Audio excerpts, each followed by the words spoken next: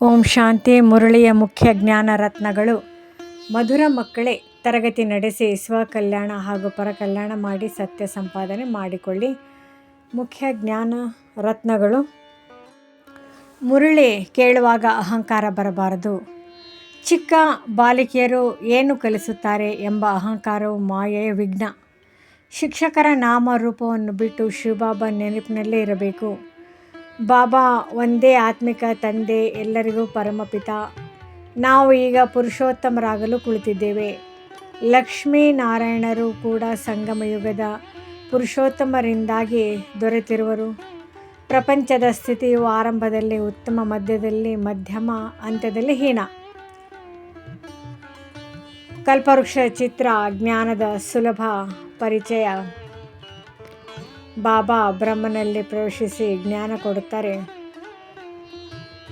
ಶಿವತಂದೆ ಜನ್ಮ ತೆಗೆದುಕೊಳ್ಳುವುದಿಲ್ಲ. ಜ್ಞಾನ, ಯೋಗ, ದೈವಿ ಗುಣಗಳು. ತಾವೇ ತಾವನ್ನು ಪರೀಕ್ಷಿಸಿಕೊಳ್ಳಿ. ನೆನಪಿನಲ್ಲಿ ಇರದಿದ್ದರೆ ವಿಪರೀತ ಬುದ್ಧಿ ವಿನಶ್ಯಂತಿ. ನೆನಪಿನಲ್ಲಿ ಇದ್ದರೆ ಪ್ರೀತಿ ಬುದ್ಧಿ ವಿಜಯಂತಿ. ಮುರಳಿ ಕೇಳುವಾಗ ಬುದ್ಧಿಯೋಗ ಹೊರಗಡೆ ಅಲೆಯಬಾರದು. ಲೋಭ, ವಿಕಾರ, ಹಸಿವು, ಆಲಸ್ಯ ಇವೆಲ್ಲ ಮಾಯೆ ಪ್ರವೇಶ. ತಮ್ಮನ್ನು ಸ್ವದರ್ಶನ ಚಕ್ರಧಾರಿ ಎಂದು ಅರಿತುಕೊಳ್ಳಿ. ಬ್ರಹ್ಮಕುಮಾರಿಯರು ಅಂದರೆ ಶಿವಶಕ್ತಿಗಳು ವಿಶೇಷ ಗೌರವದ ಪಾತ್ರರು. ಈ ವಿದ್ಯೆ ವಿಶ್ವ ಮಾಲೀಕರನ್ನಾಗುವ ವಿದ್ಯೆ. ನಿಶ್ಚಯ ಬುದ್ಧಿ ವಿಜಯಂತಿ, ಸಂಶಯ ಬುದ್ಧಿ ವಿನಶ್ಯಂತಿ. ಈ ಜ್ಞಾನವನ್ನು ಬಿಟ್ಟು ಬಿಡುವುದು ಮಹಾಮೂರ್ಖತನ. ಬಾಬಾ ಜ್ಞಾನಸಾಗರ, ಸದಾ ಹೊಸ ಹೊಸ ಅಲೆಗಳು. ನಮ್ಮ ಕೆಲಸ ಸ್ವಕಲ್ಯಾಣ ಮತ್ತು ಲೋಕ ಕಲ್ಯಾಣ. ಧಾರಣೆ ಮುಖ್ಯ ಸಾರ. ಮುರಳಿ ಕೇಳುವಾಗ ಬುದ್ಧಿಯೋಗ ಹೊರಗಡೆ ಅಲಿಯುತ್ತಿದ್ದೆ ಎಂದು ಪರಿಶೀಲಿಸಿಕೊಳ್ಳಿ. ಸದಾ ನೆನಪಿರಲಿ, ಇದು ಶಿವತಂದೆಯ ಮಹಾವಾಕ್ಯ. ತಾವೇ ತಾವನ್ನು ಪರೀಕ್ಷಿಸಿ. ಜ್ಞಾನ, ಯೋಗ, ದೈವಿ ಗುಣಗಳಲ್ಲಿ ನಾನು ನಂಬರ್ 1 ಆಗಿದ್ದೇನಾ? ಲೋಭ, ವಿಕಾರ, ವಿಕರ್ಮ ನನ್ನಲ್ಲಿ ಇಲ್ಲವೇ? ವರದಾನ. ನಿಮಿತ್ತ ಭಾವದ ಸ್ಮೃತಿಯಿಂದ ಸದಾ ಅಚಲ ಅಡಲ ಭವ.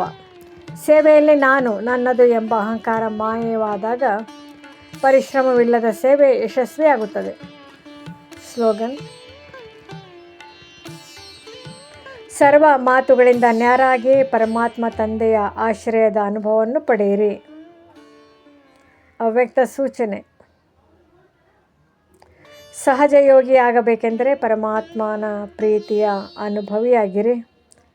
ಪ್ರೇಮ ಮತ್ತು ಶಾಂತಿಯ ಬ್ಯಾಲೆನ್ಸ್ ಅಂದರೆ ಎಲ್ಲ ಆತ್ಮಗಳಿಗೆ ನಿಜವಾದ ಅಗತ್ಯ. ಮುರಳಿಯ ಮುಖ್ಯ ಸಾರಾಂಶ. ಇಂದು ಬಾಬಾ ಹೇಳಿದರು ಸಂದೇಶದಲ್ಲಿ, ಅಹಂಕಾರ ಬಿಟ್ಟು ನೆನಪಿನಲ್ಲಿ ಇರಿ. ಮುರಳಿ ಯಾರಿಂದ ಬರುತ್ತದೆ ಎಂಬುದಲ್ಲ, ಯಾರು ನೀಡುತ್ತಿದ್ದಾರೆ ಎಂಬುದೇ ಮುಖ್ಯ. ಶಿವತಂದೆ ಮುರಳಿ ಕೇಳುವುದು ಕೇವಲ ಪಾಠವಲ್ಲ, ಅದು ನೆನಪಿನ ಯಾತ್ರೆಯೇ. ಜ್ಞಾನ, ಯೋಗ, ದೈವಿ ಗುಣಗಳಲ್ಲಿ ತಾವು ನಂಬರ್ 1 ಆಗಬೇಕಾಗಿದೆ. ಲೋಭ, ವಿಕಾರ, ಹಸಿವು, ಆಲಸ್ಯ ಇವೆಲ್ಲ ಮಾಯೆಯ ದಾಳಿಗಳು. ನಿಶ್ಚಯ ಬುದ್ಧಿ ವಿಜಯಂತಿ, ಸಂಶಯ ಬುದ್ಧಿ ವಿನಶ್ಯಂತಿ. ಒಂದು ಚಿಕ್ಕ ಕಥೆ. ಒಬ್ಬ ಶಿಷ್ಯನು ಗುರುವನ್ನು ಕೇಳಿದ, ಗುರುವೇ, ಜ್ಞಾನವನ್ನು ಕೊಡುವವರು ಯಾರು ಮುಖ್ಯ ಅಥವಾ ಜ್ಞಾನವೇ ಮುಖ್ಯ? ಗುರು ನಕ್ಕು ಹೇಳಿದ, ನೀರು ಕುಡಿಯುವಾಗ ಪಾತ್ರೆಯ ರೂಪವನ್ನು ನೋಡುವೆಯಾ, ಇಲ್ಲವೇ ನೀರಿನ ತಾಜಾತನವನ್ನು ಅನುಭವಿಸುವೆಯಾ? ಹೀಗೆ ಮುರಳಿಯು ಪಾತ್ರೆಯು ಮೂಲಕ ಬರುತ್ತದೆ, ಆದರೆ ತಾಜಾ ನೀರಿನಂತೆ ಅದು ಶಿವತಂದೆಯ ಮಹಾವಾಕ್ಯ. ಓಂ ಶಾಂತಿ.